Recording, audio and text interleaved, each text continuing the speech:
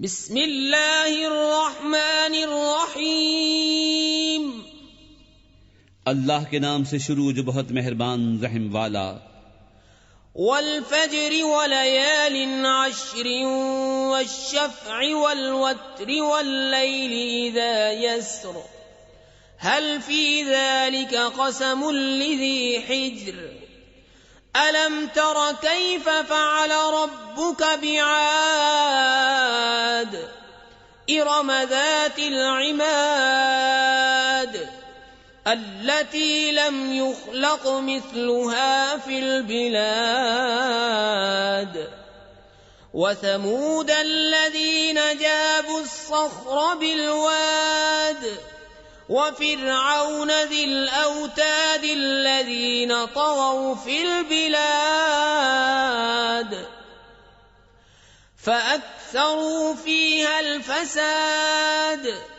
فصب عليهم ربك سوط عذاب إن ربك لبالمرصاد۔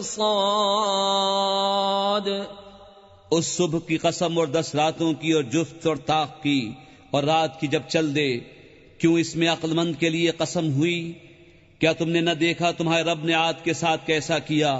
وہ ارم حد سے زیادہ طول والے کہ ان جیسا شہروں میں پیدا نہ ہوا، اور سمود جنہوں نے وادی میں پتھر کی چٹانیں کاٹیں، اور فرعون کے چومیخا کرتا جنہوں نے شہروں میں سرکشی کی پھر ان میں بہت فساد پھیلایا، تو ان پر تمہارے رب نے عذاب کا کوڑا بقوت مارا، بے شک تمہارے رب کی نظر سے کچھ غائب نہیں۔ فَأَمَّا الْإِنسَانُ إِذَا مَا ابْتَلَاهُ رَبُّهُ فَأَكْرَمَهُ وَنَعَّمَهُ فَيَقُولُ رَبِّي أَكْرَمَنِ وَأَمَّا إِذَا مَا ابْتَلَاهُ فَقَدَرَ عَلَيْهِ رِزْقَهُ فَيَقُولُ رَبِّي أَهَانَنِ كَلَّا بَل لَّا تُكْرِمُونَ الْيَتِيمَ وَلَا تَحَاضُّونَ عَلَى طَعَامِ الْمِسْكِينِ وَتَأْكُلُونَ التُّرَاثَ أَكْلًا لَّمًّا وَتُحِبُّونَ المال حبا جما كلا إذا دكت الأرض دكا دكا وجاء ربك والملك صفا صفا وجيء يومئذ بجهنم يومئذ يتذكر الإنسان وأنى له الذكرى يقول يا ليتني قدمت لحياتي فيومئذ لا يعذب عذابه أحد ولا يوثق وثاقه أحد يا أيتها النفس المطمئنة